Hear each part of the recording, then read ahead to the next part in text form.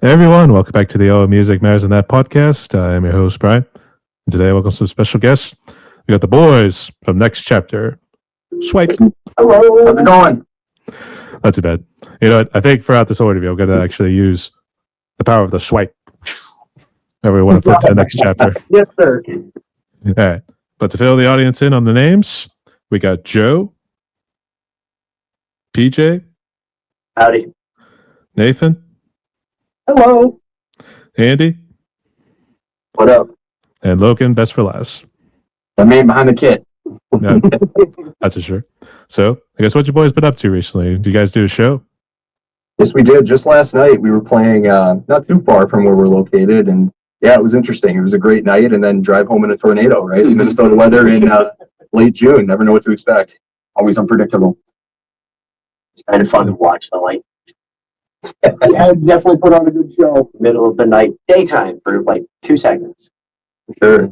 Yeah, we've been staying busy though. It's been a jam-packed summer. I think we're booked every week in July and almost every week in August already. So we've been hitting the grind and braving the heat and having some fun.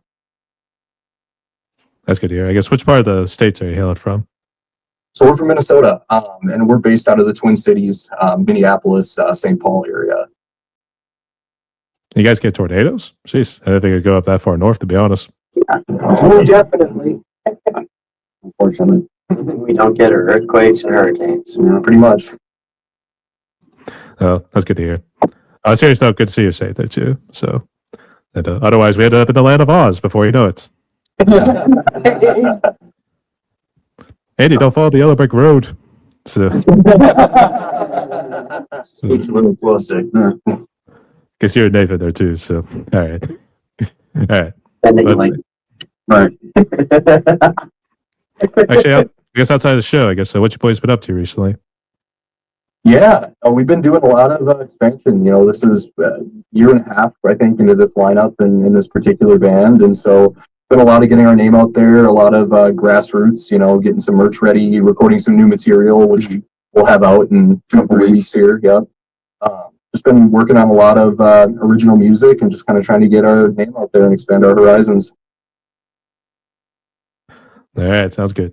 So you get to elaborate everything else here, the music and everything else, just a little bit. But first off, boys, welcome to my podcast right here. And the way it's going to work is just want to ask you guys some questions. It's good to know the man behind the music as well as who you are individually. So, you all ready? Absolutely. Yes, sir. Let's do it. All right. So I'll just go by kind of list I have right here in my little notes. So, Joe, you can kick it off right here. And then PJ, Nathan, Andy, and Logan. We'll just go by that order. So, Sounds good to me. All right. So, Joe, to kick it off, what role do you play in the band and how did you become a musician? Good question. So I am bass guitar. That's my primary role in the band. Do a little bit of backup vocals as well.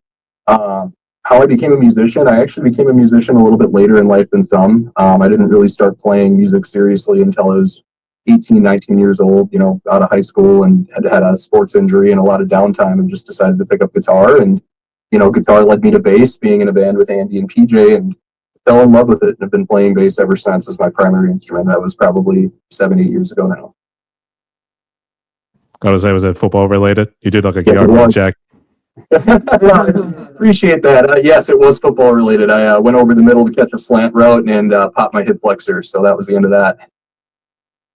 Actually, my next guess was linebacker trying to check up the 200 some pound fullback, trying to do it that way. Oh, yes. I mean, hey, it is what it is, there too. But good career. Fellow football star to another football star as well. So, all right. So, PJ, go ahead. I'm the lead vocalist, frontman character for Next Chapter. I actually grew up wanting to be a voice actor, so I learned how to mimic voices really early, singing along to the radio with my dad. Learned how to find harmonies, singing to the radio with my mom. Church music is really easy to find a harmony line in. And then thought I was going to be a rhythm guitarist my whole life. It was like, I am not the shreddy guy, but I'll learn how to play rhythm and sing backup. Then I started singing just karaoke with my friends after kind of giving up on music, and met Andy while I was singing karaoke. And he's like, hey man, I've got a band for you to join. And I'm like, I'm not calling this sketchy dude's band. It's not happening. And the people I was around at the time were like, dude, you have to. You have a great voice. So I called Andy and was like, yeah, sure, I'll practice with you guys a couple of times, and been playing music ever since. I would say he's got the hair, he's got the shirt. Is this Bruce Dickinson? Yes. Have to look. Oh my God, it's Bruce Dickinson, almost reincarnated. So, actually, I was curious if he was trying to impersonate Robin Williams there too. Try to do that whole deal. Well, just a little bit, but He's got a good one. one of my favorites. I'll do the golf stick next. Actually, he's got to go back to Disney's Aladdin. Try to do the whole thing with Genie afterwards. Be like, yo, Rugman, haven't seen you in a few millennia. Give me some cassette. Yeah, yeah, y'all. Rest in peace. We always got love Robert Williams. So, all right. I guess Nathan. All right, so I'm one of the guitar players in the band, and I started playing music at 8 years old is when I ended up buying my first guitar, mowing lawns around the neighborhood. And how I really ended up becoming a musician was mostly my dad had a bunch of CDs, and I was just listening to a bunch of Avenged and System of a Down, and those bands really got me wanting to play guitar, and were a big influence on what my style would end up becoming. I was back good old System of a Down there too with the chop suey and all that stuff. Oh, absolutely. It's like three guys just shirtless, and then we just got the one guy at the front there. So Right. I mean, I still kind of saw there too, but it's funny when you think about old stuff. Oh, absolutely. Absolutely. All right. And I guess Andy, it seems like the main architect of the group right here. So, but we'll get to that in a second. What's your story? Well, I started in middle school, 7th grade or 8th grade.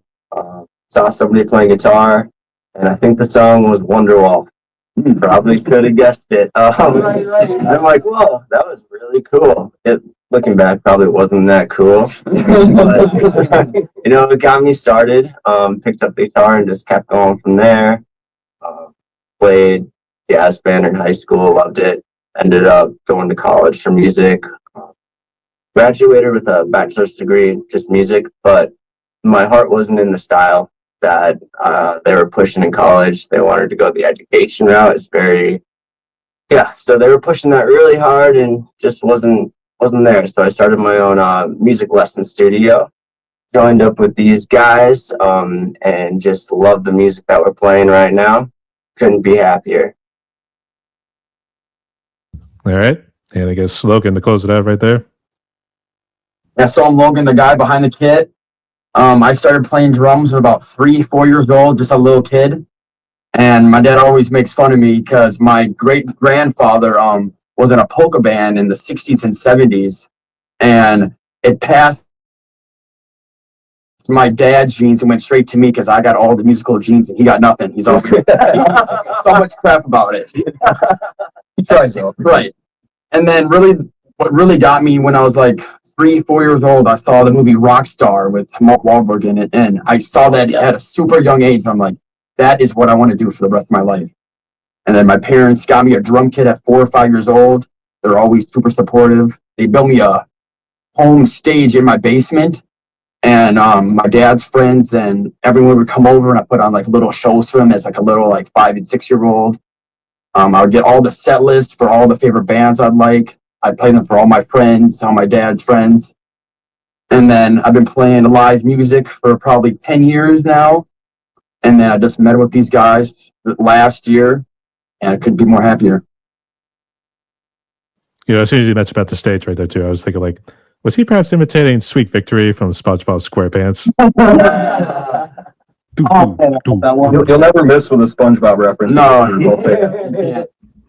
I mean, you kind of had to, but then afterwards, you had to go to the adult version, which was the Job for a Cowboy sort of rip off too. Yep. I try to sing knee deep. So, yeah. All right, those are pretty interesting stories right there. So I guess let's go ahead and jump to next chapter. So I guess it seemed like Andy, you were the one that kind of started the whole thing, or I guess what's the story? I did not for this group. We played a lot of us together for a long time. And then we split up for a while, tried some different things with different people, and ended up back together. So I would say that this guy right here has been a great band leader. I recently joined, I don't know, a year and a half ago now. And we've been crushing it ever since then. So a little bit about our history, I suppose. How would you say this band got started? So that's an interesting story. Similar to you and PJ, right? Finding him at karaoke. I found Nathan at a jam at a local bar, and I distinctly remember what it was right away, right? So it's one of the first songs of the night. He goes up there without a warm-up, and he plays Bark at the Moon, Ozzy Osbourne, flawlessly. And so I'm just sitting there staring at this kid. I'm like, I wonder what band he's in. So he walks off stage, and I go and ask him, hey, what band are you in?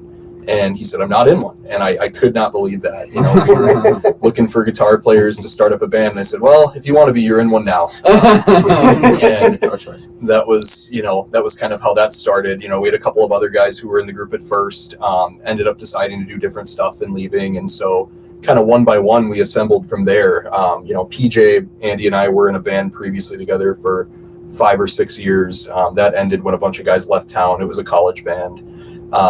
And so I called PJ back into the fold at one of our practices, and he tried it out and loved it. And, from there, when our drummer left, we found Logan. He had just come off of a tour, playing drums in a lot of different places. And then from there, we decided, okay, we need one more thing, and that's guitar. And we knew a familiar face to call, and it worked out nicely.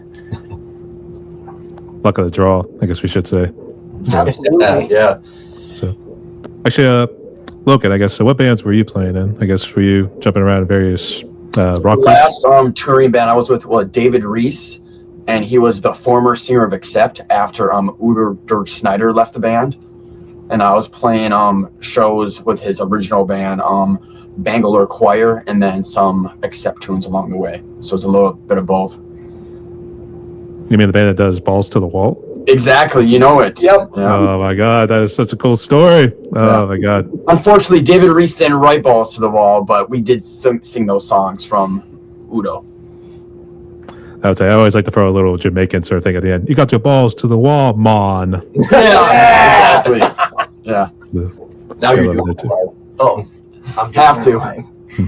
I guess this karaoke night that you guys are talking about here too, is this one of those real big bars you're at, or is this like more of the family-owned ones? The karaoke that Andy found me at was in a small little college town bar that we still actually play sometimes. That they just had karaoke every Thursday, and I was there with some of my friends, and that was the college town that I met these two in. But I was singing karaoke. I was like, oh, it's just a tiny little town. It doesn't really matter. I'm just going to go up and do what my dad said he did for the entirety of the 80s, which is walk into a karaoke bar and make people feel bad about themselves. Actually, to be perfectly, I was gonna say. Me as number. Sorry, I was gonna say. Actually, to be perfectly honest, I thought you were singing Journey. I thought that's how I got you. Well, I think I sang 1985 that Oh, night, nice. and he was like, "Dude, that's on the set list. Yep. I should grab this guy." The Bowling for Soup song? Yeah. Yep. Yeah, yeah. Yeah. Oh my God. Who's Funny, gonna shake her ass? So yeah. Right. Yeah. even funny story with that too. That was also one of the same songs we first jammed with PJ too, and I was just like, "Wow, he is killing this." You just see Nate standing like, what is going on? Yeah, honestly. Just an awe. It'd be like, my ears are broken. right. So, all right. But I guess before forming Next Chapter, I guess, what were you guys doing before then? I guess, Joe, or you guys want to start off first? I know we talked about PJ doing karaoke, that whole deal, but Yeah, he was doing karaoke prior. So Andy and PJ and I were in a band called Out of Sorts together. It was a college band that we formed when we all were living in the same college town, just looking for something to do on the weekends. And we were in that band. Gosh, it lasted a handful of years. It started out as a real small, just for fun, in the basement kind of project, and we started getting booked around the city and surrounding towns, and so decided to try to pursue it a little bit more seriously, and had a fun run in the local scene. And eventually life came up. People started forming families and moving out of the college town and graduating, and it kind of started to fizzle out. And I moved to the Twin Cities from that college town and took kind of a short little break, and then we all ended up back together again. I think it's just the definition of that. If it's meant to be, it'll be. Yep. It's just not about a romantic relationship. It's about rock and roll. I mean, rock and roll did have a good amount of romanticism, if we want to say it that way. True. So pucker up there, buddy boy. So, I mean, did you listen to Van Halen? Did you know most of the songs were about lovemaking and that sort of stuff? Yeah. Very true. Love me some Van Halen. You sound just like Eddie. Come on. Actually, is the University of Minnesota, is it based in the Minneapolis-St. Paul area? Yes. Correct. Yep. Yep. Like right midway between the two for the most part. The Gophers, if we The want to say. Gophers. Yes, sir. Yes. Much respect to you guys. So, but I guess, have you guys done any sort of touring outside the one show we had talked about earlier? I guess, have you guys done any touring under the band Next Chapter? I would say no. We do play in other states, like we play in Wisconsin, but we've never set up a full blown tour or anything like that yet. It's coming though. Absolutely. Would you say Upper Midwest Treadkill, if we wanted to throw in a little Pantera reference or something? Yes. Yes. Static X, Wisconsin Death Trip. There's another one. Although we survived, so there's that. Yep. He's not being replaced by a robot. So Right. That's true. I was just looking at it too. I'm like, what the fuck is that? That whole deal. Yeah, I mean, it was freaky. So I think that ties in with the AI thing too, which we'll get to a little bit later. Absolutely. So, but I guess what sort of influence? What sort of bands, I should say, and music kind of influence the sound of Next Chapter? Wow, I would say that's one of my favorite parts about this band is we all come from very, very different influences. Like me personally, I'm typically align myself more in like my favorite genres being like metalcore or power metal, like typically a lot of heavier stuff. Or Joe here could give you a few good examples. Like what were some of your biggest influences in this? It's interesting. We all kind of bring a different flavor to it, and I think what you get out of it is sort of a hard rock sound with a little bit of a modern spin. Like Nathan mentioned, he's a metal guy by trade, played a lot of classical. Logan's played a lot of hard rock and heavy metal.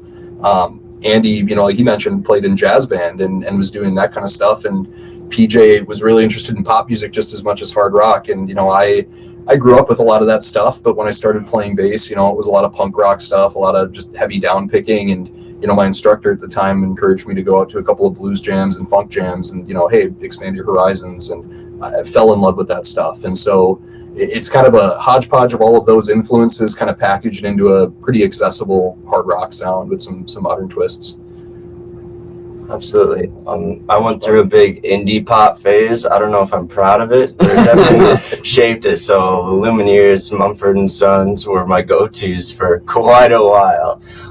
But reaching farther back than that, my first concert was Aerosmith and Cheap Trick. So that was a huge influence on me. Some of the first songs I learned were Aerosmith songs. So I think Joe Perry is always has been a huge influence. So I'm all over the board with that too, which helps the writing process as well, because we can reach into those other genres and kind of mix things together, having so much differences in our background. So we get a nice, interesting sound from that. I immediately heard Back in the Saddle as soon as you said Aerosmith. Yep. So, but I guess PJ or Logan, did you want to throw anything else? I know you talked about some of your hard rock influences. I was kind of baked in the 80s by my dad, and then my mom tried to remove that with an ice scraper with Christian music for a long time, and it just never took. Right. But I also have found a lot of enjoyment in like classical music and movie scores and video game soundtracks, like things that are primarily instrumental that evoke a big feeling. So when we're writing songs, I try to come at it from a perspective of generating a feeling, a vibe, an emotion out of whatever song it is. And those are the songs that, like, when we're playing them, I'm like, oh, that's right, this is a very, like, spiteful song, or a very, like, excited, high energy, fun song. And, like, it just helps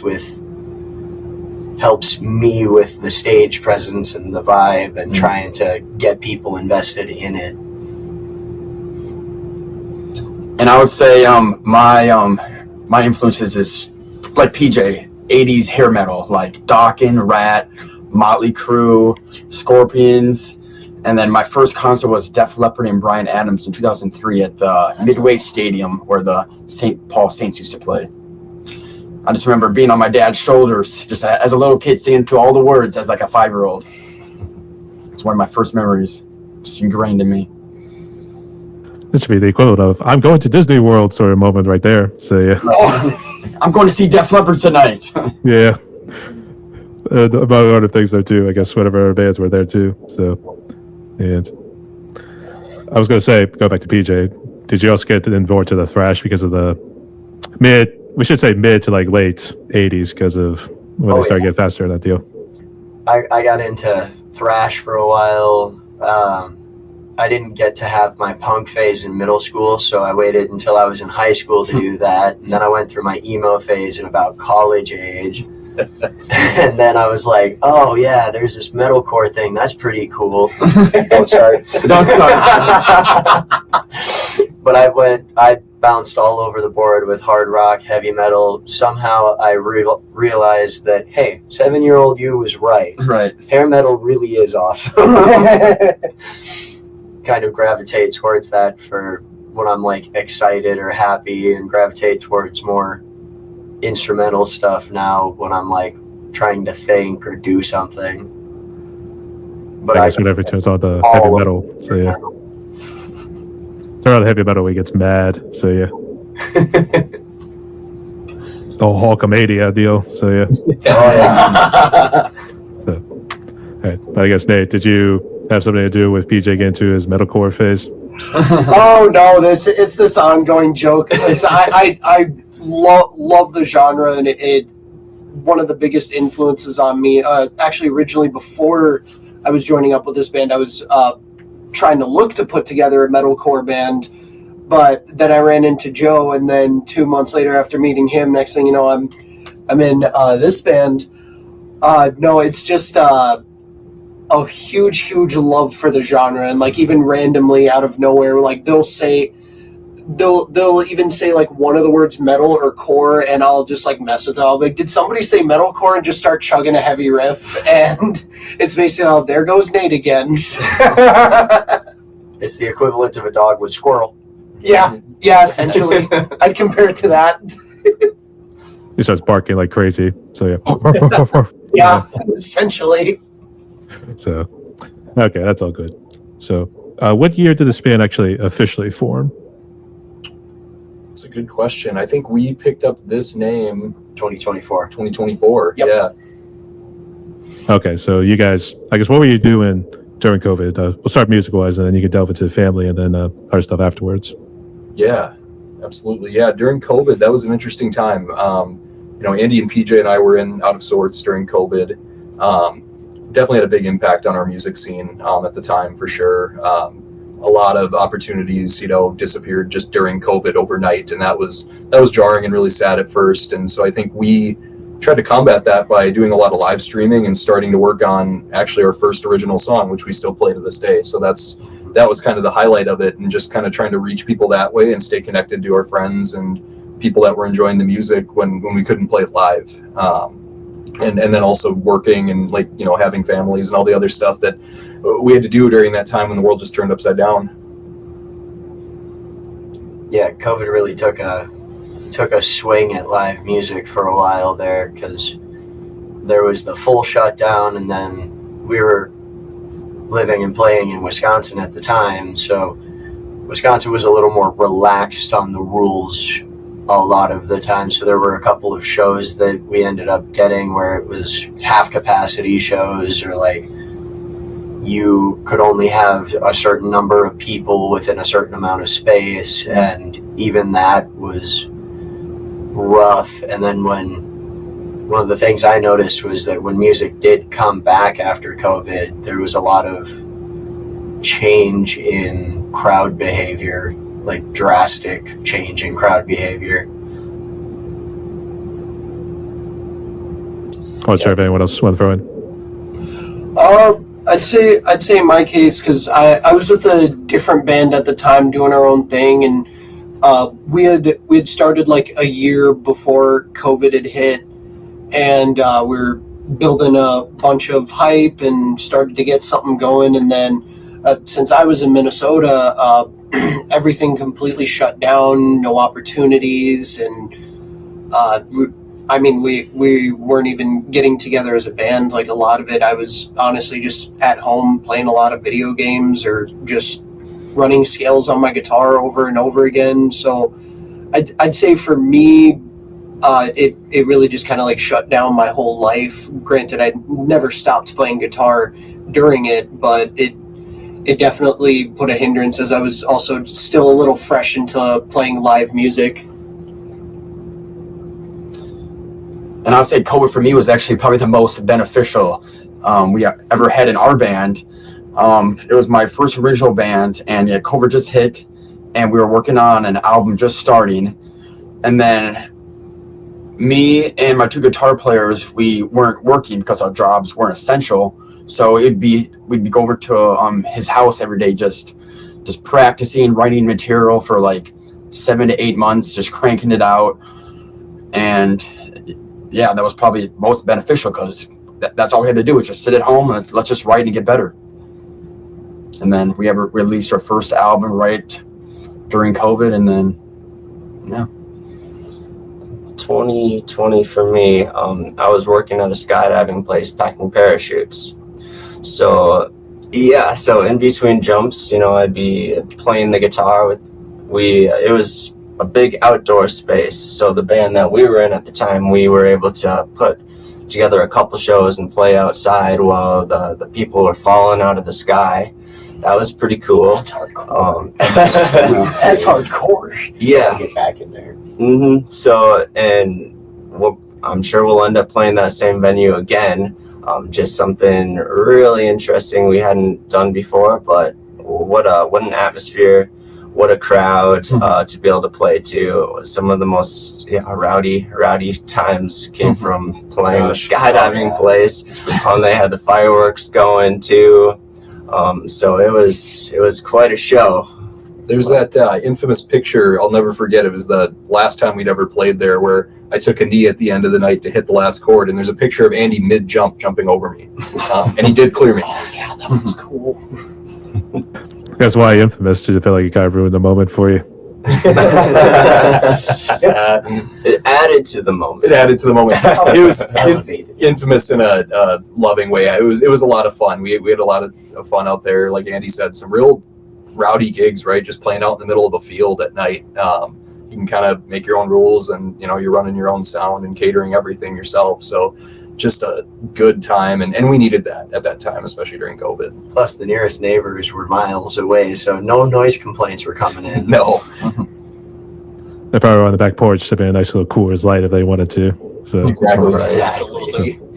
I don't know, but I'd say for Andy too, like if he's working with the parachutes, so I'm like, don't take this guy off. That sort of deal. 100% meticulous, yeah.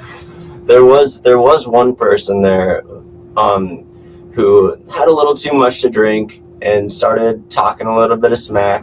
And he was supposed to jump the next day, so he was camping out the night of. Just got really rowdy, and I just had to remind him who was packing his parachute the next day. And then all that just shut down. He got really friendly after that. That's good. You're like, that's what I thought. About that. So, yeah. That's good. Actually, go back to SpongeBob that we mentioned earlier too. Did you ever see the SpongeBob movie where Patrick's coming in with a little parachute? He's naked. He has like Yeah. little flag on his butt. Hooray for SpongeBob! Yeah. I love that scene. I was just picturing you guys are playing the concert right too, and somebody just goes, "It's like, hooray for next chapter." Oh, man, I would pay for that. I had to throw that out there too. So Absolutely. unfortunately, that's been burnt into everyone's retinas right now. Yep. Nothing wrong with that. You'll never miss with a SpongeBob reference with this group. Never. I guess more so Nate, if anybody. So, right. But I guess on a serious note, were you and your families okay? Did you guys get real sick with COVID? I'll go last on that one. It hit my mom pretty hard. She still has some brain fog. Definitely, it was a tough time for our family. No losses, so that was amazing and a lot luckier than a lot of other families. But still heavily impacted us in that regard, where she was out for quite a while, just with some breathing stuff going on. But she's recovering, still trying to clear the fog once in a while. Some longer lasting issues that came of that, but we're moving forward and continuing strong as a family.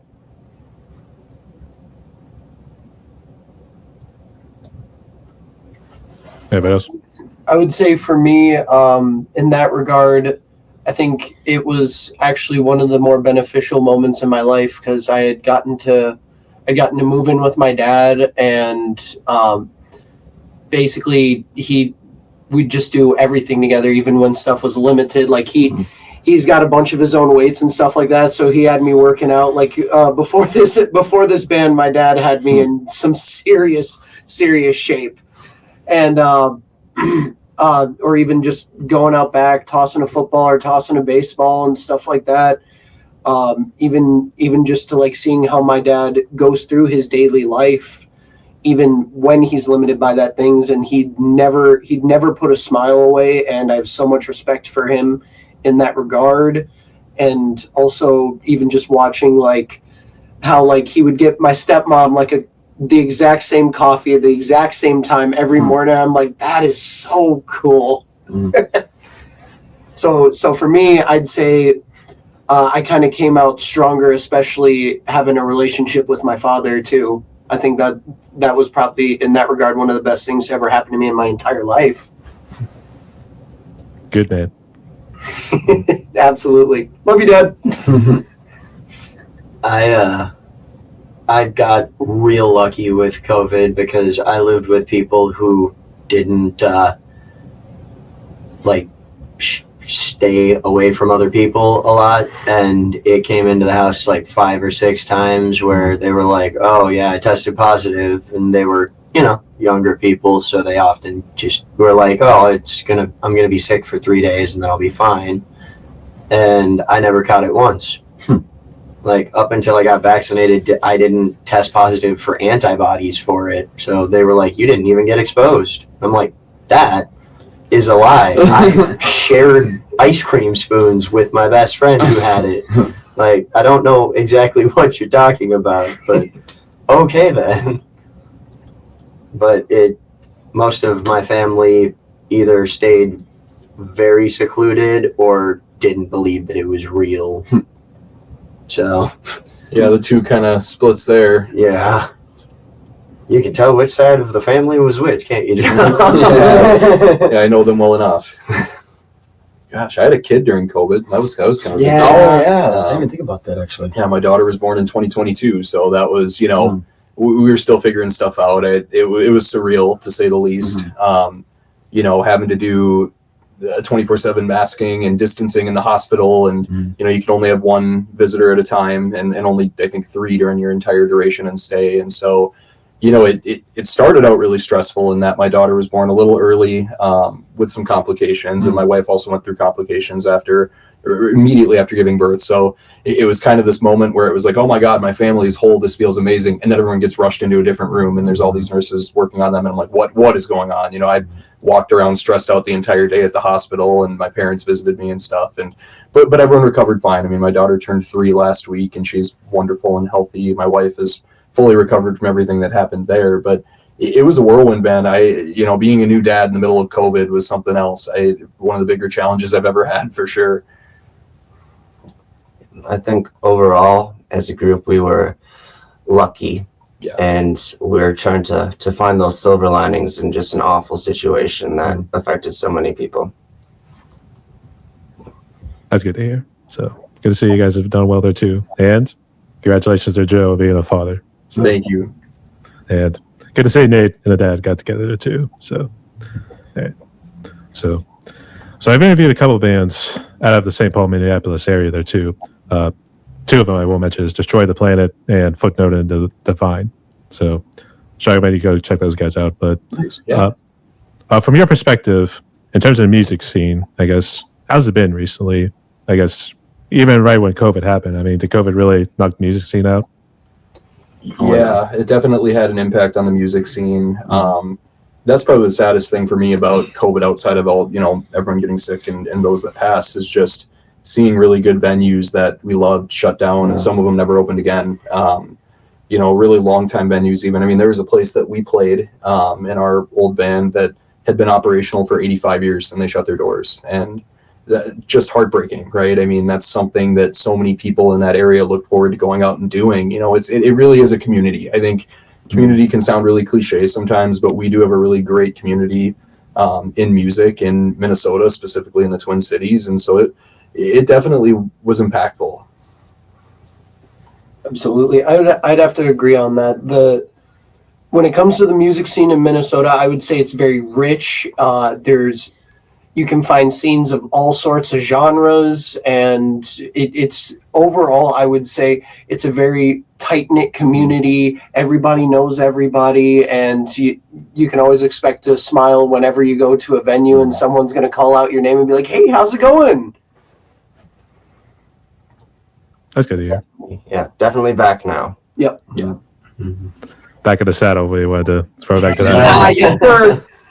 So, hey, that's twice right now. So we're on the roll, baby. It's impressive. Yeah. Actually, Third I time would- send you a cease and desist, though. mum's the word in that case. So, I do have to ask. Are you guys mainly known for your breweries, even like micro, and then some of the bigger ones?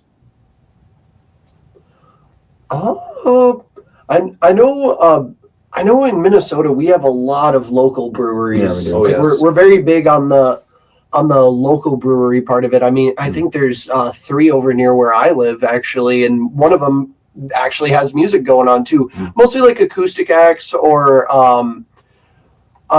one of my friends does like kind of like almost an old school DJ thing. Like he has a record player and he's like actually spinning records, and people could bring their records there and he'd play it for them. And yeah, the brewery culture here is definitely It's alive and rich. well. The whole state, Wisconsin too, of course. Some of us are Wisconsin transplants, and beer is king in Wisconsin. But in Minnesota too, it's pretty.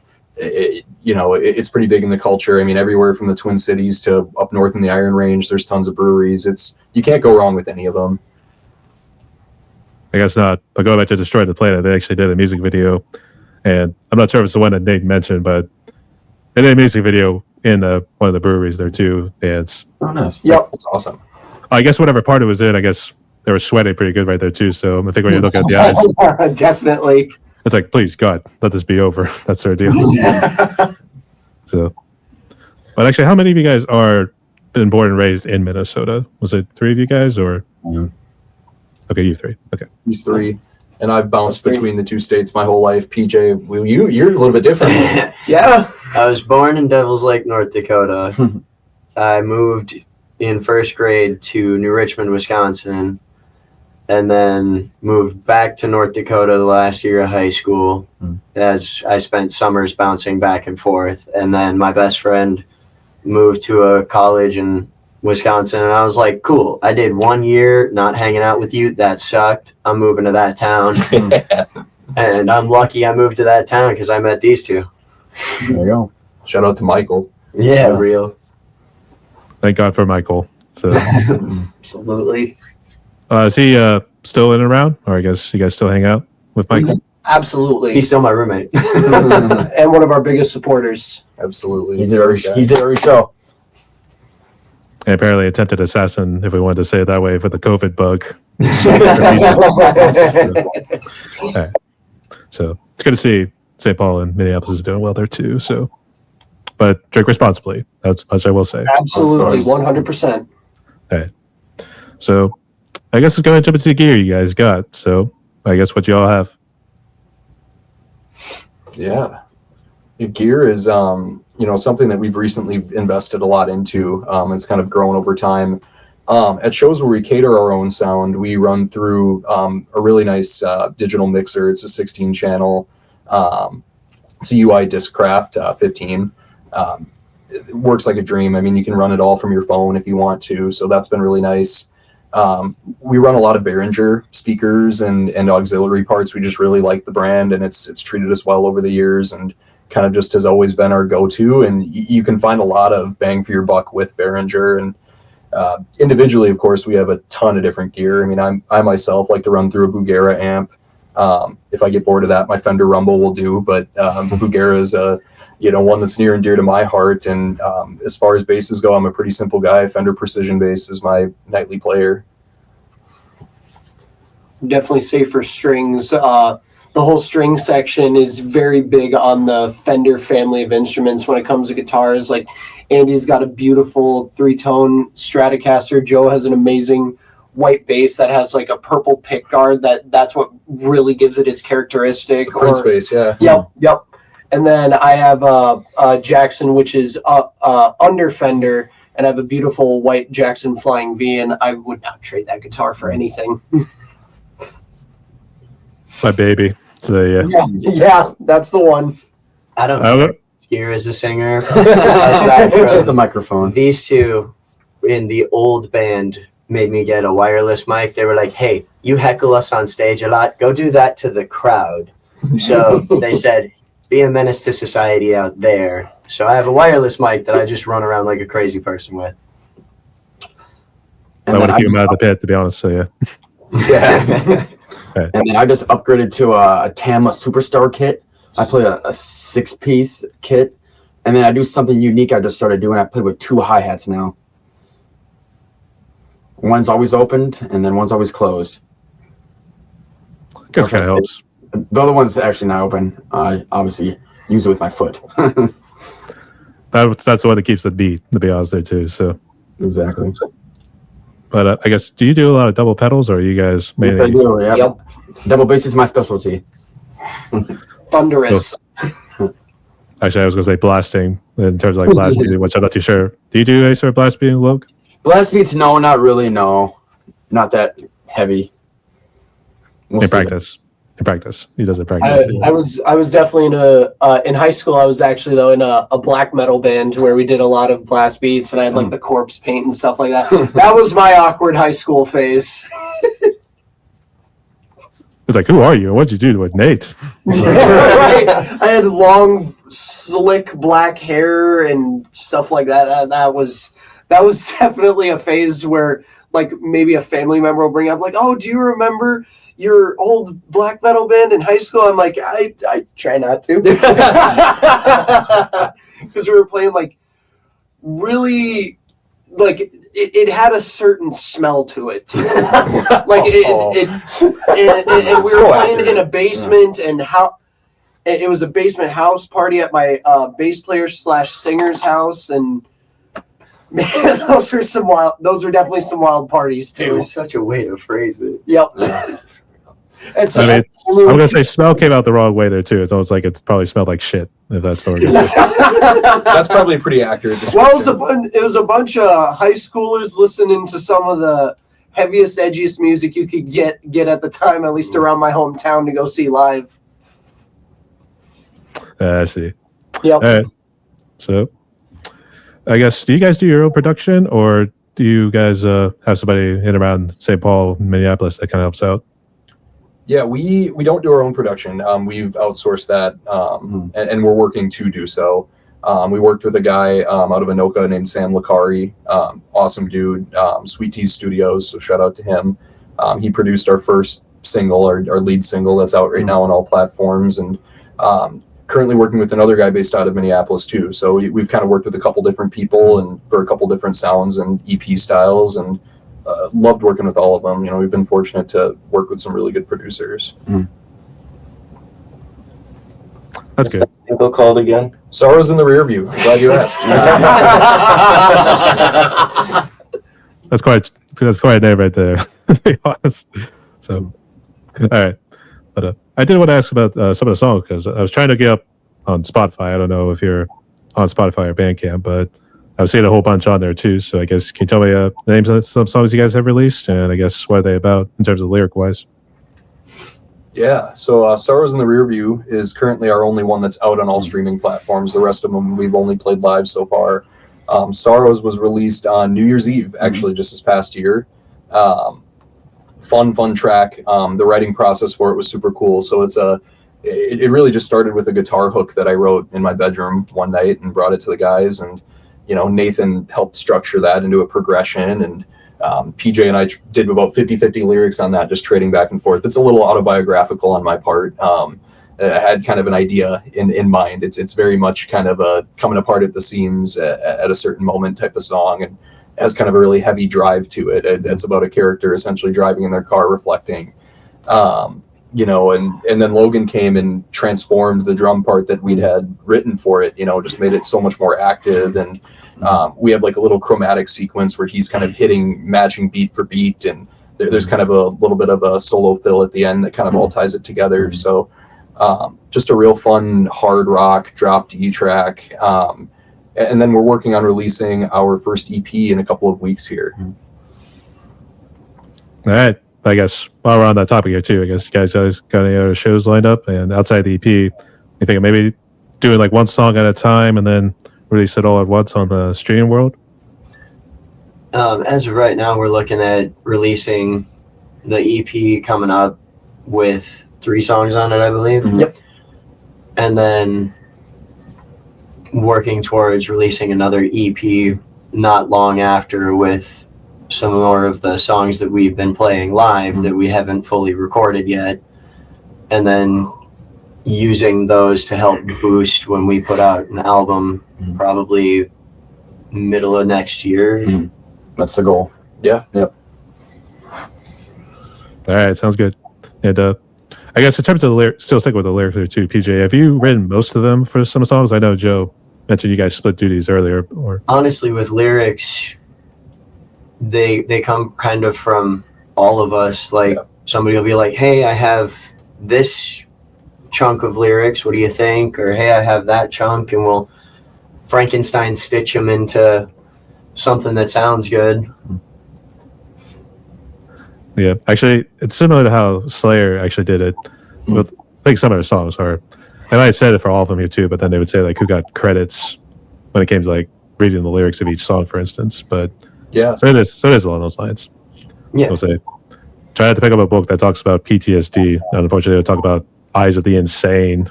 That deal. So, I guess jumping to the challenges next. I guess what do you feel like has been your challenges just in this group right here? Is it like marketing and that sort of stuff? That's a good question. I would say one of them is being a younger band. It's kind of both an advantage and a disadvantage, if that makes sense. Because on one hand, like being younger, we typically have a bit more energy. We run around like crazy, but at the same time, like I know with a lot of other younger musicians, like they can take it as like, oh, are they mature? Are they behaved and whatnot? And it's definitely something that I could see that venues are very nervous about at first too. Absolutely. For sure. And I think what comes with being younger is that we're still building our connections up. Yep. We've had some connections in the scene and have had really good success with, frankly, every venue that we've played. But to Nate's point, if someone hasn't heard of you and you're a little bit newer, it's sometimes they're a little bit, less likely to give you a shot at a venue as somebody they've known for 10 years and booked for 10 years. And so, one thing I'm proud of that we've utilized to overcome that is that we put together a balls to the wall, high energy show, but it's controlled and it's professional. And I think it's the best of both worlds in that regard. I mean, we'll mix in covers, we'll mix in originals, we can do either or any given night. And yeah, some of the challenge has just been, building an organic fan base and just kind of beating the path and grassroots, boots to the ground, and just getting our connections in order and getting booked more. And now that's, started to pay off this year, and we're pretty booked up. So, but it was a challenge at first, especially being just a new group of younger guys forming a band. He said balls to the wall. We got back Yeah, I was wondering if you were going to notice that. I like that. he stuck that in there.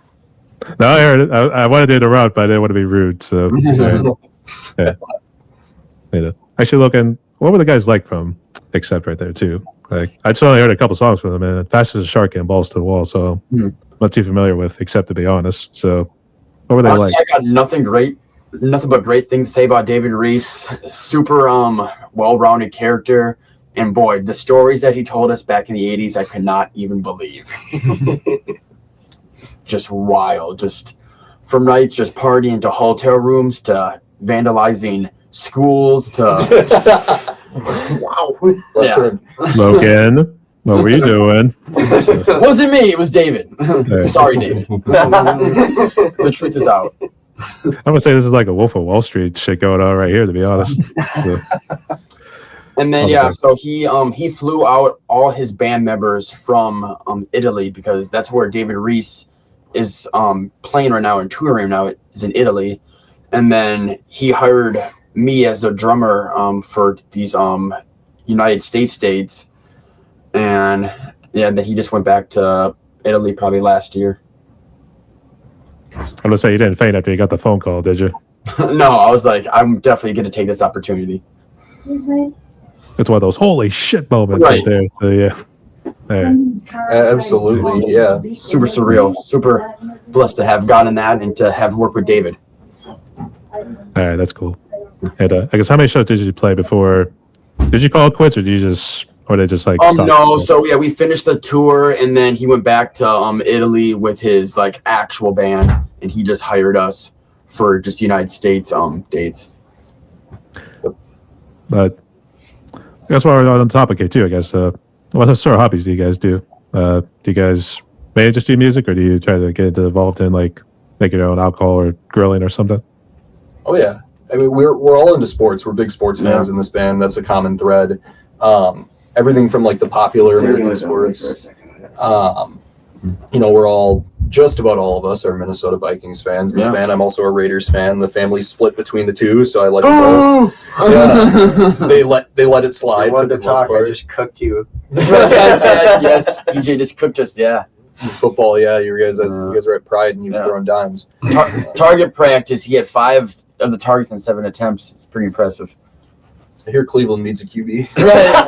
That's the exact joke Nathan made right away. He's like, "Oh shit, we're losing him to the Cleveland practice squad."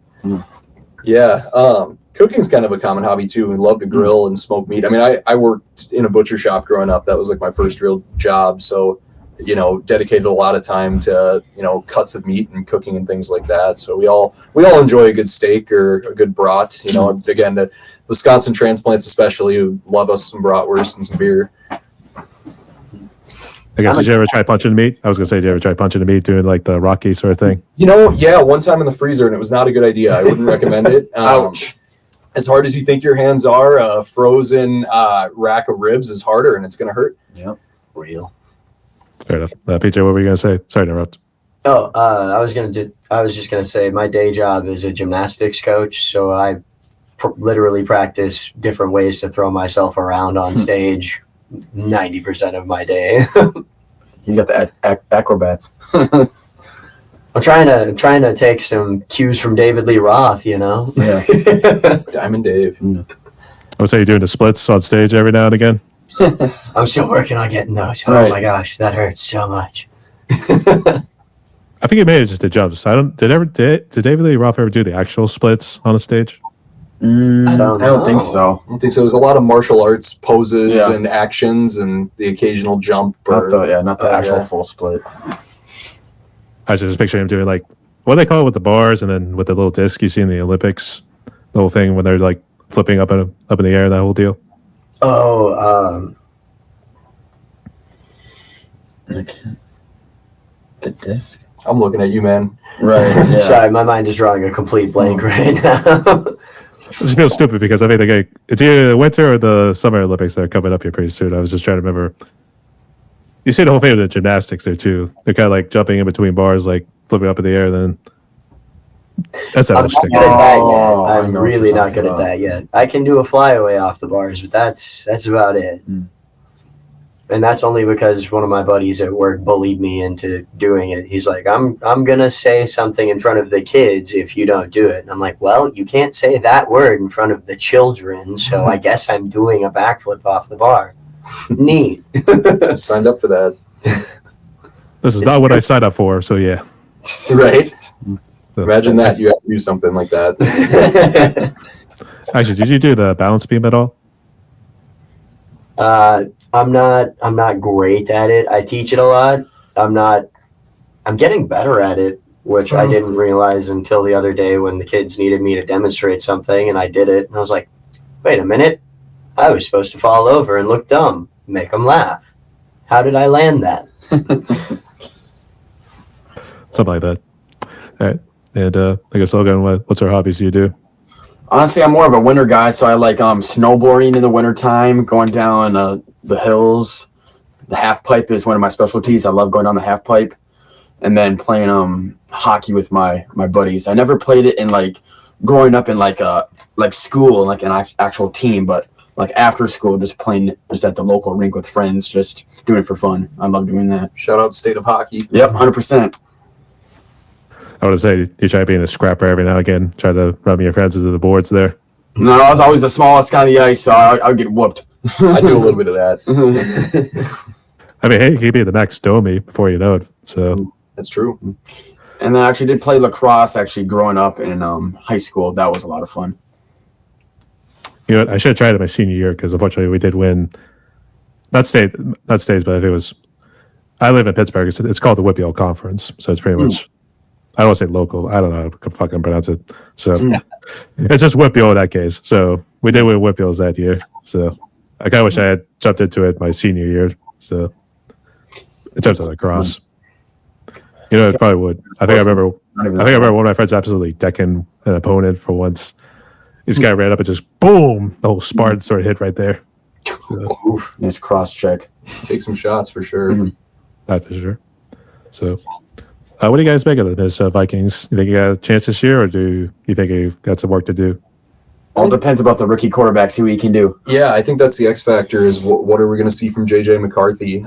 He's set up to succeed, I think. You know, they've invested heavily in that offensive line for sure. He's got a great receiving core with Jetson, Addison, and those guys. Defense looks a lot better from a pass rushing standpoint with all of the big D-line additions. And I think for me, the two questions are, you know, will everyone stay healthy, and what are you going to get out of the rookie quarterback? I mean, other than that, you're set up, you know, they're kind of handing the kid the keys to a Cadillac and saying, all right, drive us, you know, to the promised land. Hopefully you can do it. I say our main concern is what our cornerbacks. Yeah, corners, that would be another one too. I'd still like to see a move for a corner, but we have some, you know, Murph re-signing was big, you know, Picks leader is good, and you know, Isaiah Rodgers, you know, 4.26 speed at outside corners fun, but I don't know, Flores just has this magic way of getting the most out of his DBs. Yeah, he's got a really good scheme. You guys should have went for that Alexander guy from the Packers who had then recently signed with the Ravens. I know, and he signed for pennies too. I mean, I was thinking he was going to get a 1 year, $10 million deal. He signed for like 2.5. He's always hurt though. That's why he never plays a full season. That's true. I mean, hey, it's bound to happen to somebody. So It's bound to happen. I mean, Asante Samuel Jr. is still out there. That'd be fun. I think a couple times I did have the Vikings D as my fantasy. I don't know if you guys got into fantasy football. Yeah, Oh, absolutely. I love fantasy football. Yeah. I was so pissed last year because, you know, you think having Jake Allen, Travis Kelce, I'm trying to remember who else I had. I know I had, it sounds like a decent lineup to be honest there too, but I know I had Chris Olave at one point, and then you can't really remember too much. We're talking fantasy football here, boys. So, Gosh. Oh, yeah. so unfortunately, I came in. I'm going to say fifth or sixth, and it was really a damn shame too. So, Oh, Brian, I had so much heartbreak last year. I made it to 3 fantasy championship games. I lost every one of them. That's the worst. That's tough. I'm like, I've got a shot. I'm going to win one of these, right? Right. Because there's enough Got a 1 in 3 overlap. chance. And I didn't, the year before I won 2 championships, didn't win a single one last year, lost the championship game, all 3 leagues. Oh, it was heartbreaking. Oh, basically turned into a Buffalo Bills heartbreak season, really. That's exactly what Yep. it was. And funny enough, I had Josh Allen as well. So, I'm just like, oh, I'm set. And, Irony. yeah. Nate, your foot pedal killed my toe. Sorry. So what just happened was the car alarm was going off. Our neighbors came to tell us about it. It looked like someone was trying to get into one of the vehicles outside. Now What? there's a bunch of scratches on There's, it where the scratches locks on my were. vehicle now. Are you And serious? cracks. Yeah, there's What? scratches and cracks in the back of it now. Yikes. Where are you parked? It's right across the street. Right across the Right street. over by me? Yeah. So sorry about that. Little bit Your of excitement here. vehicles are fine. For some reason they just Breaking news. Right. So, Well, good on your neighbors for being vigilant and coming to get somebody. Yeah. Oh my goodness. a truck That's- boat. Good We'll neighbors. give a thumbs that- up. Yeah, we'll give a thumbs up for the vigilant neighbors there too. So Mhm. I mean, I saw some kids goofing around when I pulled up, so it could have just been kids being stupid. No, yeah, possibly hit something by accident. Strange. yeah. I just want to make sure. Are we good to keep going? Yeah, we're good. Absolutely. Thank you. All right. So we had some fun talking about fantasy football and then some hobbies right there too. So I guess Andy and Nate, I guess, what's your hobbies do you do? And yes, you do fantasy football as well? I do not do fantasy football. I've tried before. Just can't do it. Not very good at it. I'm sure I'll try again someday. But my hobbies, I'm still into skydiving. So I've got about 150 jumps there. And then I practice jiu-jitsu and Muay Thai also a few times a week. So yeah, just things to get the heart beating. Maybe a little bit of an adrenaline junkie, but A little bit. just What kind of vehicle did you have in Out of Sorts again? Oh, I had a Yamaha R1, so Ooh. really, really quick sports bike. No kidding. So yeah, I just kind of like to live like that. Mm. Not for everybody, but it's definitely for me. You're amazingly calm for someone who lives on the edge there too. So Well, I try. After a while, it starts to, you start to get used to a little bit more, and you can think through those high pressure situations. And He won't say it, but he's our Batman. that's the secret. Yeah. who's got the Guardian? Who's got the Guardian? Kapow. There you go. And then I'd say for me, when it comes to my hobbies, obviously one of the hobbies I'm biggest into is video games. Like sometimes I stay up a little too late playing video games. Probably taken in the most blue light into my eyes in this band for surely. Some of the others is I'm very big into just taking a walk. I like to walk my dog a lot, or even just if I've had like a bad day at work, I'll go out, just take a walk, look at my surroundings. We actually have a pathway near us that goes through some of I wouldn't necessarily call it forest areas, but it's like a bunch of trees because they're like small little pockets, in like the suburbs. Woods. Yeah, He goes into the woods. He goes into the woods. Essentially. And I'll just go through there, and sometimes I'll even just sit down for 30 minutes and just listen to like the stream or whatnot. A lot of calming activities on my end. Adrenaline junkie. Monastic. Nature lover. yeah, essentially. I was going to say more nature lover, if anything. So, Yeah. Absolutely. I mean, it's also going to be one of those things. A bear shits in the woods, does it? Yeah, exactly. Haven't ran into one yet. Really? I was going to say, go back to Vegas and be like, did somebody forget to study for the math test tomorrow? Yeah, right. So, all right, that's all good. So, we got one more question, and we'll jump into the fun ones afterwards here too. So, this one kind of delves into the whole thing with AI and social media. So, first off, what social media are you guys on? Currently, we're on Facebook and Instagram. I'm working on getting us a TikTok started, and we're working on branching into adding video content to our roster of things that we're putting out on a regular basis, as we live in a society where that is one of the best, most effective, and most essential forms of marketing that you can do as a band. Yeah, we have the 2 social medias that we use right now that we'll put out like our schedules on and alert people that we're playing shows so that if they're following us, they know. We posted on there when we had our single release. But personally speaking, as far as social media goes, I think it's a really great tool for bands to use, especially when they're starting very independent like we are. It's a wonderful way to get your music out there and get people interested in what you do, even if they don't live close enough that they can come to the show, they can still show support. AI, on the other hand, no, I don't think AI is,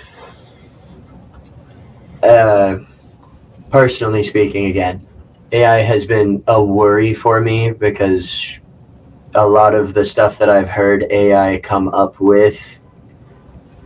There it goes again. What? Just my luck. Alarm's going off. I'm sitting on it. Go check and make sure somebody's not like What? cracking into it. That is concerning. Why don't you bring it in the driveway? Yeah, that'd be a This good point, idea. what's going? Yeah, AI is a slippery slope, I think, with music, Yeah. right? I mean, it's it's that age-old question of efficiency versus authenticity. And That actually wasn't me. That was another one of your neighbor's cars. oh wow, What is? Wow, all right. I'm about to go sit outside and scope the scene. We got some bandits in the neighborhood, I guess. but yeah, I mean, it's of course as musicians, right? I think I can probably speak for all of us that we don't want to see artificial intelligence replace human musicians, and that's my biggest gripe and worry with it is just that happening, right? Or finding ways for AI to sort of circumvent people's intellectual property. I mean, that's a big thing that happens, right? Like, And their likenesses. yeah. Did you write that or did AI write that? I mean, we were watching a movie, my wife and my daughter and I, the other day, and my wife said, wow, the songwriting in this was great. I said, there's a 50-50 shot a computer wrote that song. We don't know, right? I mean, Crazy. that's I think the downside to it. But to PJ's point, it can be a really great tool, right? I mean, we've used AI to help us arrange promotions. We've used it to help us work through theory and things like that. But when it starts to replace somebody's job, when it starts to replace an authentic person's effort, I think that's where it becomes problematic for me. And I think as a tool, it becomes problematic because it also removes certain barriers from people that are required for something to actually be good. Like an artist actually has to sit down and do their 10,000 hours of drawing before they actually are drawing well. A musician has to play the guitar or bass or sing or play drums for a long time before they can properly do it well and arrange music nicely. And a lot of the people that argue for AI, I think, just like that barrier to entry is just suddenly removed for them. But then I worry about the quality of the art that they're going to be able to produce, because that's kind of one of my favorite things about music and movies and all of that is the quality of the art. It's my biggest gripe with cartoons these days too. Well, yeah, music is that's what they say, right? It's the sound of emotions. It's the sound of people's expression. And so if a computer's doing that, who's expressing what? And how does that relate to, a consumer trying to consume a product? And some people might not notice the difference. Some people might not care. But, as musicians, certainly, it's something that you work really hard at to be good at your craft. And to have any facet of that replaced by a computer is certainly sad. Mm-hmm. I would say I'm kind of on the other end, kind of the outlier here. I'm excited about AI. I think that, live music is going to be around. People are always going to want to go to a rock show. As far as the creating process goes, right now there's still a very big difference. The computers can't hit all the dynamics the same way that we can, and that might change in the future. But I think that using it as a tool, not to write your things, but just to spark different ideas, to maybe think of a different structure, like that's all things that we can use to make our music better. And then as musicians, we can use that to compound upon ourselves to get better and better and better. The musicians of tomorrow are going to be so much better than the musicians of 20 years ago, because we took that flow. It was going up, but now with all this technology, it's going to go straight up. Yep. So that's what I'm really excited about.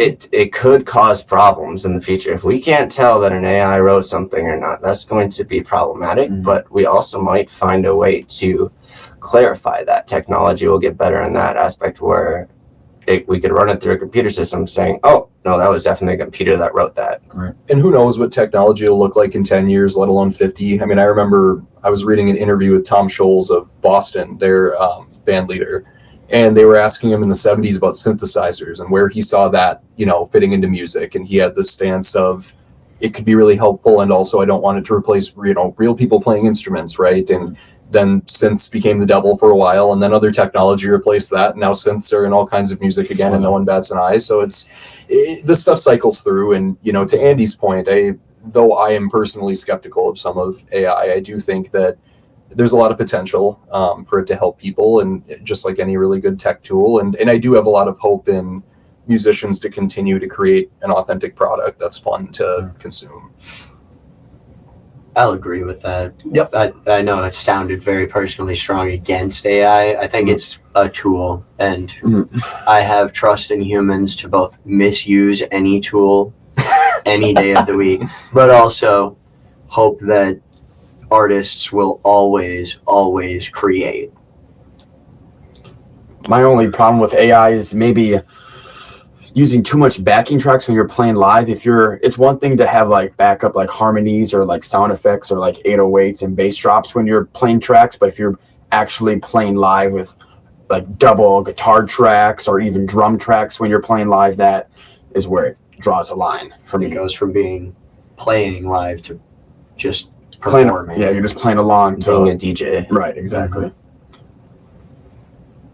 I guess to see what happens here too. I know it seems like in this new administration we got now, it seems like they're really maybe in a sort of way putting their pedal to the metal when it comes to AI, that sort of stuff. So let's see what happens. I'm hoping it doesn't replace the human elements. You can't replace that. Nope. So check carefully. But did you guys use AI to make the album cover or anything for music-wise? Nope. That was actually hand drawn by my tattoo artist, who I'm actually repping that. Shout out to Rob at Imminent Ink. He drew that, and that was really cool. It's a very polished looking product, but it started out pen to paper. Good man. I give him a nice shout there too. And just real quick before we jump into the fun questions, you guys want to show off the ink real quick? Oh, for sure. I mean, I'm covered in it personally. There's just about every spot on my arms, and they go up my shoulder blades too. Rob did a phenomenal job. I've always been a fan of tattoos long before I even had them, and so it's become one of those like slow addictions in life where it's like, oh, I got to go get another one. Oh, I just got more done, and time and money are the only things stopping me from having more, honestly. Same. I got that 7th Street tattoo in St. Paul. I have a friend that works there, and she's a huge fan of Ghost like me, so she did a somewhat large Ghost piece, because this sleeve is going to be all rock bands and logos of different rock and roll and influences of mine. So I'm going to have Eddie from Iron Maiden, the GNR Appetite Cross. I want that Van Halen album cover with Atlas on it somewhere in here.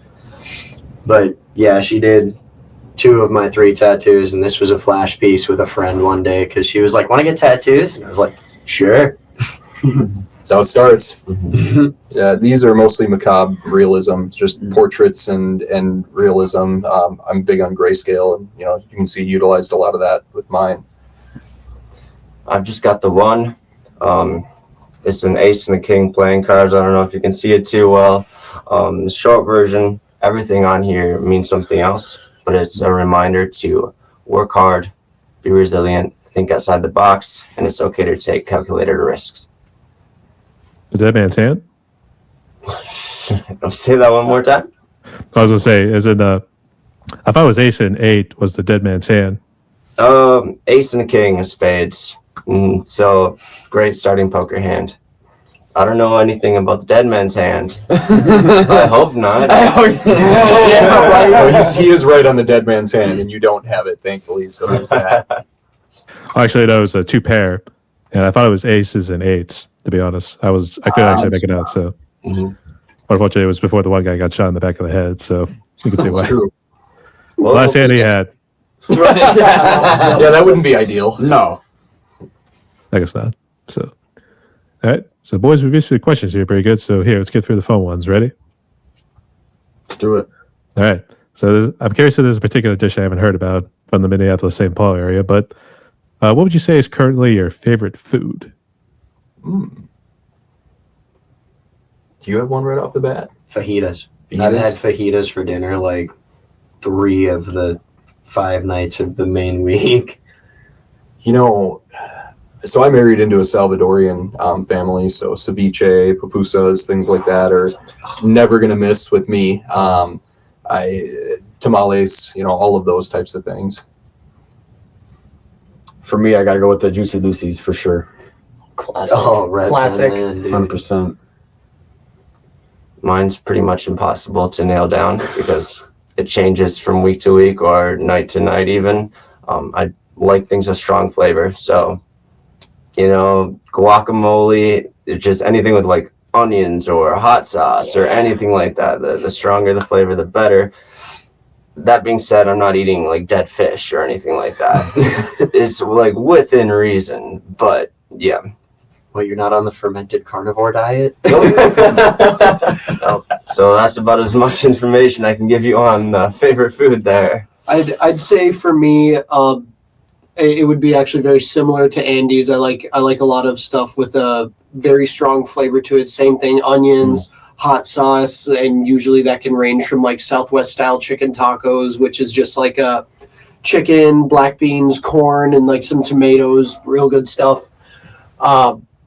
Honestly, I think I'm a sucker for anything that has onions and peppers.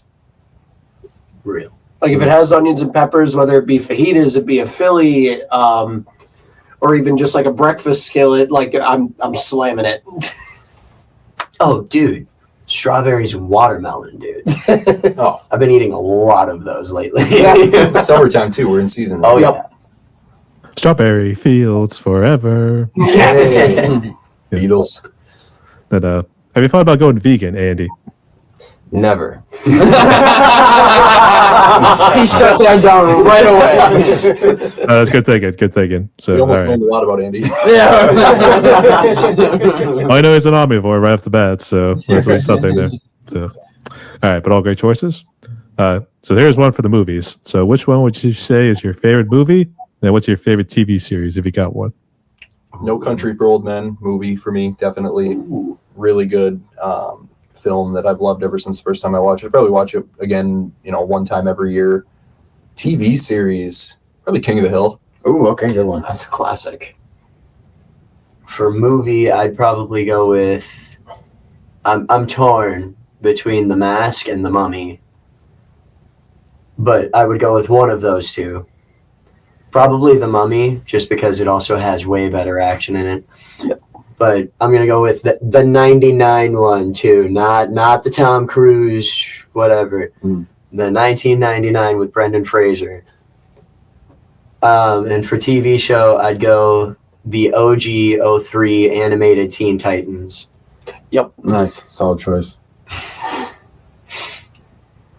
For me, I suppose, for the nostalgic purposes, for movies, the Harry Potter ones, Lord of the Rings ones, like anything that I really dove into as a kid, and TV series, Game of Thrones. Nice. Yeah. An amazing choice. Mm-hmm. I was like, did you say Lord of the Rings or something? Rings. I might have. It's the Minnesota version of it. It's just in a hockey rink. Yeah, it's a Hockey rink rinks. and a few more cheese curds. Something like that.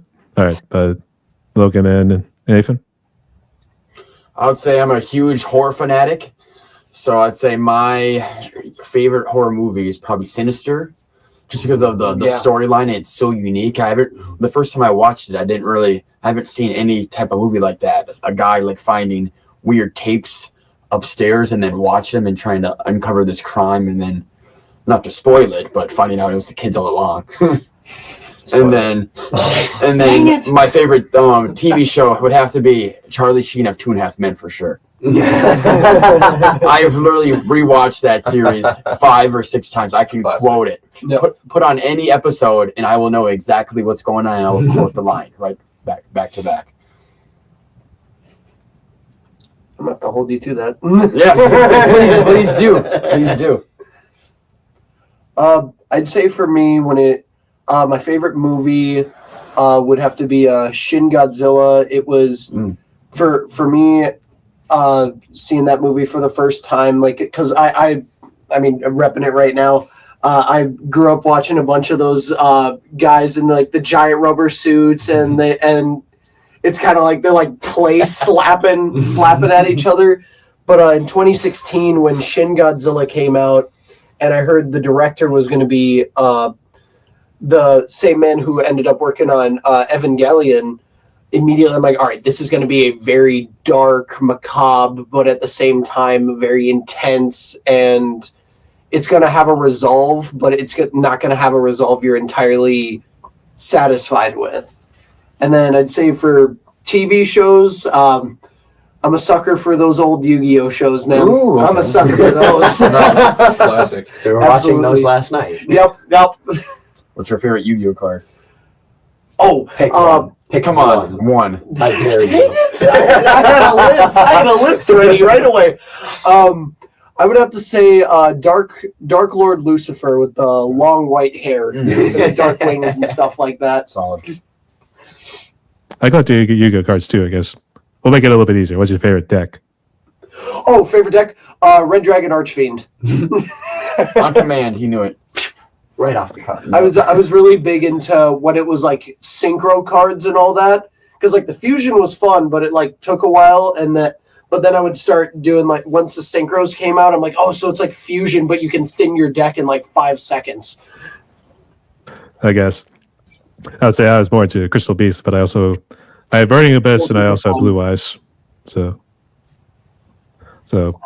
I really got chance to use it. It was more just collecting, to be honest. But but I've also fucked around with doing Monarch, and I feel like if I just played that one too, I'd be like just totally rubbing it in people's faces. Yeah, for me too. Recently, a lot of the Yu-Gi-Oh cards, like if I am playing a game, it's playing against myself. And let me tell you, when you know both your opponent's next move, it's not that fun. Yeah.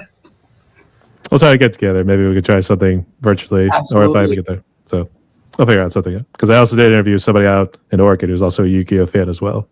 So Hey, there you go. right. So what do you guys drink in terms of alcohol, and what's your favorite non-alcoholic drinks? That's a good question. So 2 of us are sober in this band. It was a combination of just having a little too much fun when I was younger, and then medications. But when I did drink, Captain and Coke was a sure bet for me, and actually cracking Dr. Pepper was the alternative to that. Non-alcoholic, though, we do have a lot of really good THC seltzers up around here right now. A lot of the breweries are starting to dive into that. My favorite being from Then Brewing. They have a line of them that are fantastic. I swear, I thought you said crack it, Dr. Pepper at first. I know you Oh, probably yeah. As one does. Right. Right before show. That's the live energy part, right? What the fuck, man? All right. But anyway, keep going. I'm a rum guy. I always have been. Give me rum with whatever, and I will most likely enjoy it. Don't drink a lot of it anymore. It's kind of along the same lines of had a little too much fun when I was younger, and it just stopped helping me move forward and started pulling me back. So I was like, let's just dial that down. Favorite non-alcoholic beverage right now is Dr. Pepper cream soda combo. Oh yeah, that one's good. That stuff is so good. I would say for me, I can't drink because I'm on blood thinners due to a heart condition. But if I were to say for non-alcoholic drinks, I've definitely been really big into a couple of the THC seltzers that would come out. But if I were to choose just like a solid drink that's like a go-to, and just because like I'm thirsty or craving something, I'd say first and foremost, blue cherry Gatorade. I'm a big sucker for blue cherry Gatorade. Nice. Tequila. I knew that was coming. Yeah. So it's tequila.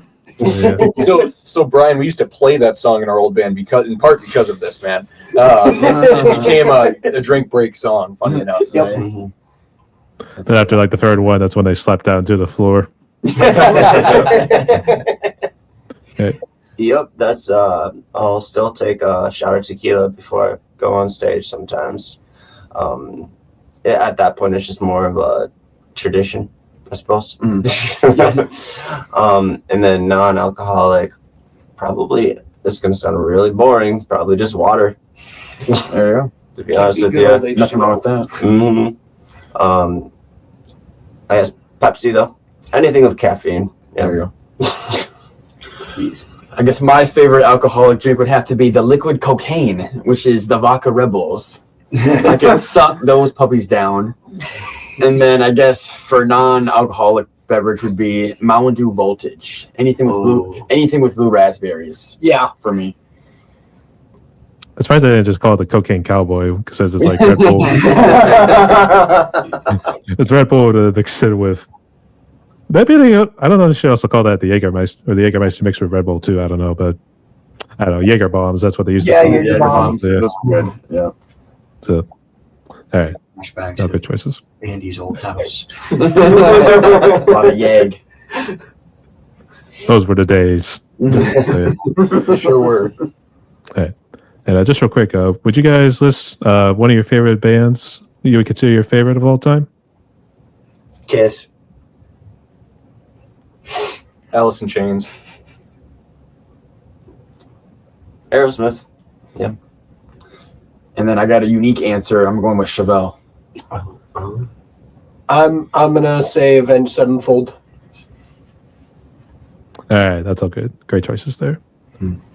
So, boys, we reached through the questions pretty good. We're down to one more in my podcast. Before we jump into it, would you like to ask me anything or say any final words? We'll do one question apiece. Sure. I want to say thanks for having us on first and foremost. This has been a lot of fun and a really cool opportunity. First time we've done this as a group. So, huge thank you to you. I'm curious what your favorite foods are because I know there's some interesting stuff out in Pittsburgh way. Well, that's what we call the Yinzer burgers. When we you could either do it with just coleslaw and fries. Otherwise, you could also include an egg. Ooh, Ooh, gotta try I like that. the sound of the egg. So they also call it like the morning after burger. That's what they like to call it there too. Yep. With Nice. your burger patty, the sunny side up egg, bacon. You get the idea. So, but there's also the pierogies. I know it's a real big one out in Pittsburgh here too. I mean, that's really about it. There's probably some other ones, but I mean, I just kind of stick to that. But my favorite foods, it's burgers. I'm sorry, but pizza's also in the mix there too. So, Oh, yeah. Nice. Solid. so My and chicken que- sandwiches. I want to know the TV show one. What's your favorite TV show? You know what? I've absolutely sucked at it because I used to watch anime a good bit. So Yep. I was. Yep. Well, you also remember the Toonami because you had the DBZ, you had the Sailor Moon reboots, those guys. Nowadays, I really kind of backed off it because I work a part-time job as well on usually Fridays and Saturdays. But when I'm coming home from my main job, I'm either hopping on the kid to try to like formulate a new drum cover to do next, or editing podcast episodes. After that, I have to like get in the gym and get swimming into. So I really don't have enough time. But I recently been rewatching The Sopranos. The kind of That's a classic. Solid pick. That is a classic. You said drum covers. How about favorite drummer? Ooh. I recently said George Colius from Nile, and Okay. a close number 2 would be Pete Sandoval, formerly of Morbid Angel, now part of Terrorizer. Oh, Morbid Angel, great Nice. choice. Yep. So I recently got a little bit of a binge with that one too. So I recently did Immortal Rights as a start to my Halloween drum covers. Oh, okay. Nice. Yeah. And good God, that's one of those. That was fun, but let's never do that again. right. It wasn't so much like the whole song. It was just one particular section. Well, I'll call it the bridge, but just because that section there, it was like it just took a whole lot of memorization. It was just like I'm done after this. So My question is, do you play an instrument? And if you don't and had to pick one, what would it be and why? I did used to play cello way back in the day, but I stopped after high school. I recently took up drumming because of Rock Band. Nice. So I do drums. I'm completely self-taught. I've mentioned earlier with the drum covers, that sort of stuff. So that's my instrument. But Awesome. I debated whether to keep doing bass, but I'm not too sure. So sorry, Joe. I have no bias. I think you should keep doing it. Well, I think the problem is my dad gave my bass guitar back to my uncle, so I think I'm bassless at the moment. Oh, man. Till you buy another, right? Eventually, I'll think about it. All right. I would say for my question, actually, tracking back to the food, is the Pittsburgh pizza like the real thing, or is that just something that was like made up out of nowhere? Well, I mean, pizza I've always had was what you consider your standard. I mean, Right. Because I definitely saw it on like social media that there was like a spot that had like it was like the dough is warm, but I think like the cheese is still cold. I think it was. Right. I saw that on social media once, but I actually wanted to know if that was an actual thing since you live out in Pittsburgh. well, I can't necessarily speak about cold cheese, to be honest. I mean, that's not really how I Right. roll. So I can't say yes or nay to that. So Gotcha. sorry. So I'll continue my search. good luck with that. My question would be, what was your first ever rock concert, or, Ooh, good first like question. stadium show? Well, let's see. I kind of to reach back because there's a venue not too far away where actually the Lost Lonely Boys had played way back in the day. Ooh. Okay. So, but the one I always like to talk about, and believe it or not, it was a small venue and it was in Austria. Oh. So Salzburg, Austria. That's where we saw Job for a Cowboy and As the Lay Dying. Amazing. And how old were you? I was junior going into senior of high school, so I think I would have been late teens. Right. Nice. Good choice. I like that. Right. I would say it was at least good to, what, I wish I had about these. I wish we had the phones back then too, because the camera I had at the day sucked. Right. Pictures. So and I really wish I got videos because obviously about As the Lay Dying and that whole shindig that ended up happening. Yeah. Because what, did the drummer just die? No, the lead singer got busted for trying to have his wife killed. There's like a whole hitman. Oh, plot. I didn't even know that. I just heard about the drummer Pieces. dying like a couple of weeks ago. I didn't even know about the singer. No, Tim LeBass is that's a whole thing that's known in the metal community, and there's a whole lot of drama with that. So do your own research on it. Yeah. Yep.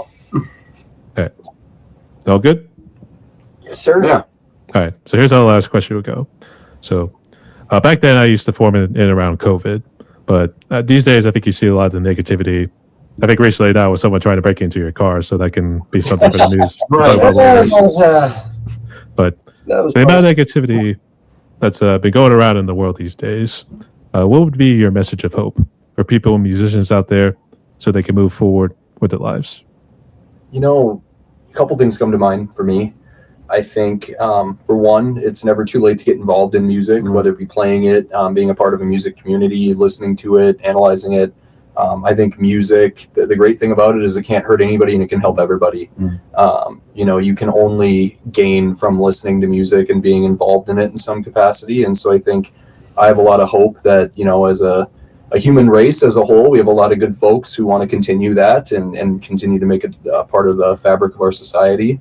I also think, to Andy's point, yes, there's a lot of stuff going on that we couldn't have imagined when we were growing up or years ago, but there's also a lot of hope in the fact that there's a lot of talent in music these days, and even in younger musicians. I think there's kind of an unfair label that new music isn't as good as old music, or there isn't good music anymore, or real authentic musicians, and that couldn't be further from the truth. You just have to know where to look for music that you like. There are so many talented musicians out there every day doing their thing that don't get the props they deserve, that are really helping people just by putting out a good product. So that would be my message. My message of hope would be that it's always going to be okay if you only save one person, and it's okay if that one person is you. I suppose what I would have to say is I see a lot of people like posting their songs, their originals online and only getting 1 or 2 likes, and then getting very discouraged from that. So what I would say to that is the people are out there that you're trying to reach. It just might not be your friends. They might not like that style of music, but there's people who do. Try to find a way to break into that community and then share with people who appreciate it, because you could write the most amazing thing, and if someone's not into that style of music, they're not going to appreciate it, but somebody else will. So go find that person, go find those people, go find your people. For my message of hope, I would say is to not be discouraged from starting a new band or new project. I mean, you're never going to find success, or in the beginning, it's a long journey. So don't get discouraged if it's not working out in 1 year, 2 years, even 3 years. Like, just keep going, because it's if you really put your heart and soul and effort into it, I do believe it will pay off in the end. I would say for my bit of hope, I would say the biggest thing, and it does sound a little generic, but I'd say keep going. The biggest thing with it is sometimes like, some of like those little comics you see where it's like a guy digging and he gives up right before he gets to the diamonds. Sometimes you might just miss your moment, and it could have been like that close, like an inch away or something like that.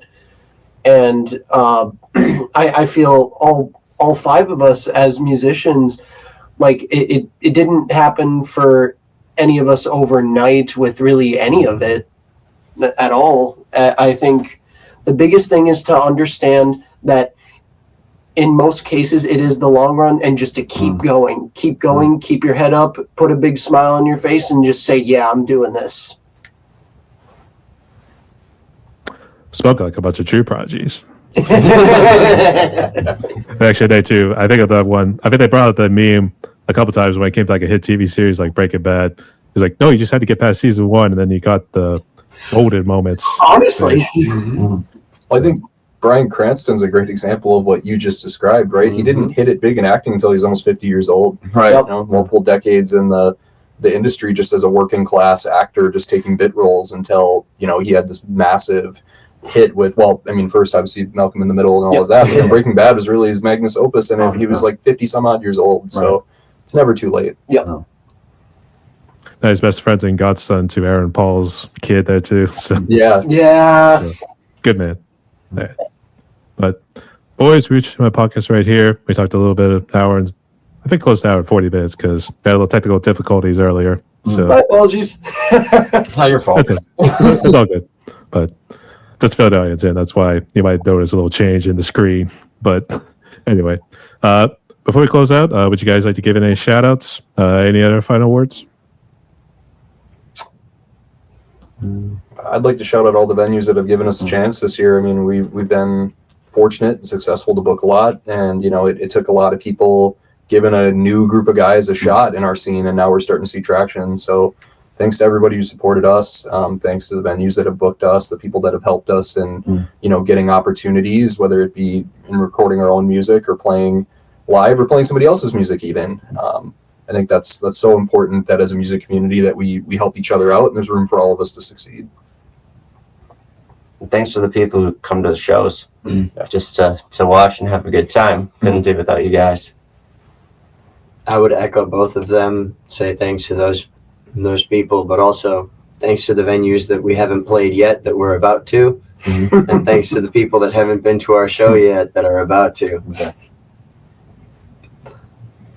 And then I want to shout out to our new engineer, and that's mixing our song Wild Ride that should be out in a couple of weeks. Will Marvelous of 1459 Studios. Yes. I think I'm gonna double down on everything everyone's saying. Shout out to all the venues that have given us these opportunities, and I honestly could never be more grateful for all of these opportunities, or seeing familiar faces. Like you see a face once and then you see them again, and slowly that smile each time just gets bigger and bigger. So shout out to all those people who make our day and start becoming regulars, and shout out to Will too. Yeah. Hey man. One thing I want to add too, and some of us have worked in this capacity, but all the people behind the scenes that make the cool stuff happen up front. Yep. You know, I think as musicians, you get a lot of attention for the product you put out. There's a lot of flash and flare in that, but it wouldn't happen without all the people who put in the hard work and crews, you know, running equipment, sound people, you know, wait staff and venue staff, light people, you know, all the different, you know, folks that make what you see on the stage happen, the fun part, so to speak, happen. They do so much of the hard work that doesn't get seen and doesn't get enough credit.